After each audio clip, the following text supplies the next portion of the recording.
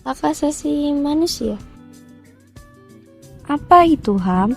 Menurut Undang-Undang Nomor 39 Tahun 1999, HAM adalah hak yang melekat pada hakikat dan keberadaan manusia sebagai makhluk Tuhan yang wajib dihormati dan dilindungi oleh negara dan masyarakat. Ciri-ciri HAM. Pertama, hakiki. HAM bersifat alami dan sudah ada sejak lahir. Kedua, universal, berlaku untuk semua orang tanpa membedakan jenis kelamin, ras, agama, atau status sosial. Ketiga, tidak dapat dicabut, hak ini tidak dapat diambil atau diserahkan kepada orang lain. Keempat, tidak dapat dibagi. Setiap individu berhak mendapatkan semua hak tanpa diskriminasi. Macam-macam HAM. Pertama, hak untuk hidup. Setiap orang berhak hidup dan mendapatkan lingkungan yang aman. Kedua, hak berkeluarga dan melanjutkan keturunan. Setiap individu berhak untuk membentuk keluarga.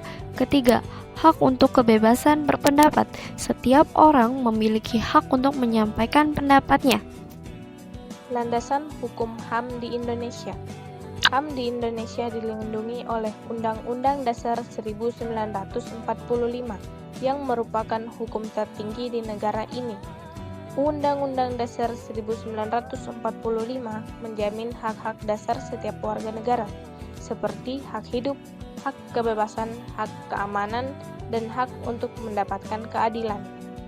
Tantangan HAM di Indonesia, yaitu kebebasan beragama, kebebasan berekspresi dan berserikat, hak perempuan dan anak perempuan, persoalan Papua dan Papua Barat, orientasi seksual dan identitas gender, hak disabilitas, hak lingkungan dan hak masyarakat adat.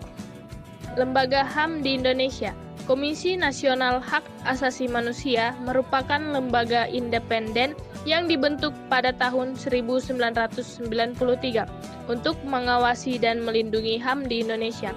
Komnas HAM memiliki fungsi utama yaitu pengkajian dan penelitian, pemantauan dan mediasi, penyelidikan terhadap perkara pelanggaran HAM yang berat, melakukan pengawasan terhadap segala bentuk upaya penghapusan diskriminasi ras dan etnis. Sejak era kolonial, hak asasi manusia tidak diakui secara penuh dan orang Indonesia diperlakukan sebagai budak, serta diasingkan dari kehidupan politik. Setelah kemerdekaan pada tahun 1945, Indonesia mengakui hak asasi manusia dalam konstitusinya dan bergabung dengan Perserikatan Bangsa-Bangsa pada tahun 1950. Pada era pemerintahan Soekarno, hak asasi manusia dianggap sebagai bagian dari ideologi nasionalisme dan sosialisme di Indonesia.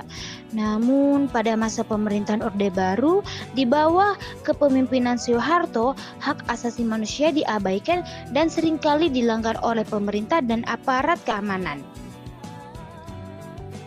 Pada awal 1990-an, muncullah gerakan reformasi yang menuntut pengakuan dan perlindungan hak asasi manusia. Hal ini memicu perubahan di Indonesia pada tahun 1998. Soeharto lengser dari kekuasaan. Sejak reformasi, Indonesia telah melakukan banyak kemajuan dalam melindungi hak asasi manusia, termaksud pembentukan Komnas HAM pada tahun 1993 dan ratifikasi sejumlah perjanjian internasional yang terkait dengan hak asasi manusia. Indonesia memiliki sejarah panjang kasus pelanggaran hak asasi manusia, termaksud kasus-kasus berat seperti tragedi 1965, tragedi Trisakti, dan tragedi Semanggi. Meskipun beberapa kasus telah diusut, banyak kasus lain yang belum mendapatkan keadilan. Meskipun demikian, masih banyak pelanggaran hak asasi manusia yang terjadi di Indonesia, seperti kekerasan dan diskriminasi terhadap kelompok minoritas dan kurangnya kebebasan sipil dan politik di beberapa daerah. Sebagai negara demokratis yang terus berkembang, Indonesia masih memiliki tantangan dalam melindungi dan mempromosikan hak asasi manusia secara menyeluruh. Upaya peningkatan hak asasi manusia. Yang pertama, ratifikasi berbagai konvensi internasional tentang HAM. Yang kedua, pembentukan berbagai peraturan perundang-undangan tentang HAM. Yang ketiga, peningkatan kapasitas lembaga penegak hukum dalam menangani kasus pelanggaran HAM. Yang keempat, peningkatan kesadaran masyarakat tentang HAM. Namun, dengan adanya dukungan dari masyarakat sipil, organisasi HAM, dan komitmen pemerintah, Indonesia dapat terus memperbaiki dan meningkatkan perlindungan hak asasi manusia di negara ini. Oke, di slide kali ini, saya akan menerangkan tentang gambaran perkembangan HAM di Indonesia. Yang pertama, ada masa pra-kemerdekaan, di mana pada masa ini perlindungan HAM belum menjadi fokus utama bangsa Indonesia. Dikarenakan pada masa ini Indonesia tengah berjuang melawan belenggu-belenggu penjajahan dari bangsa Belanda. Tapi dengan begitu, nilai-nilai HAM secara tidak langsung telah tercermin dalam perjuangan seluruh rakyat Indonesia dalam melawan penindasan, kolonialisme, dan feodalisme bangsa Belanda.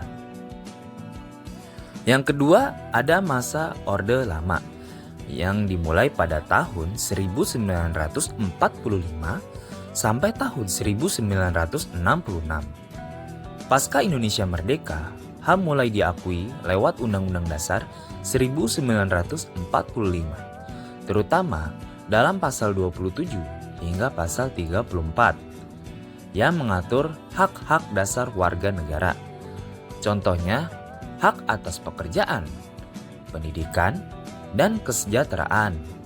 Namun, dalam kenyataannya, perlindungan terhadap HAM masih sering terabaikan oleh pemerintah, terutama di era demokrasi terpimpin di tahun 1965. Pemerintah cenderung memusatkan kekuasaannya yang mengakibatkan masih banyaknya pelanggaran-pelanggaran HAM di Indonesia. Ketiga, ada masa Orde Baru yang dimulai pada tahun 1966 hingga tahun 1998. Pada masa ini, pembangunan ekonomi menjadi prioritas utama bangsa Indonesia.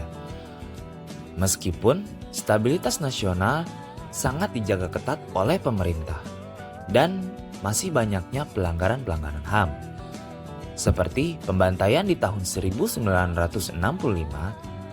terhadap orang-orang yang diduga terlibat dalam gerakan G30 SPKI, dan pelanggaran-pelanggaran HAM di daerah-daerah konflik seperti Aceh yang dipelopori oleh Gerakan Aceh Merdeka atau GAM, dan ada Papua yang dipelopori oleh Organisasi Papua Merdeka atau OPM, dan yang terakhir ada Timor Timur yang dulunya menjadi bagian provinsi Indonesia dan yang sekarang telah merdeka menjadi negara bernama Timor Leste.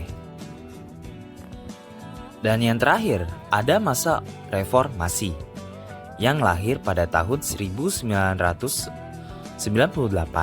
sampai dengan saat ini. Pada masa ini menjadi tonggak baru bagi bangsa Indonesia dalam perlindungan HAM dan memiliki perubahan-perubahan yang sangat signifikan, meliputi penambahan pasal 28A sampai 28J yang secara khusus mengatur HAM, termasuk hak untuk hidup, kebebasan beragama, pendidikan, serta perlindungan hukum. Yang kedua, Komnas HAM diberi kewenangan penuh untuk menyelidiki dugaan-dugaan pelanggaran HAM di Indonesia. Dan yang terakhir, dibentuknya lembaga seperti Ombudsman dan Komisi Nasional Anti Kekerasan Terhadap Wanita atau biasa disebut Komnas Perempuan.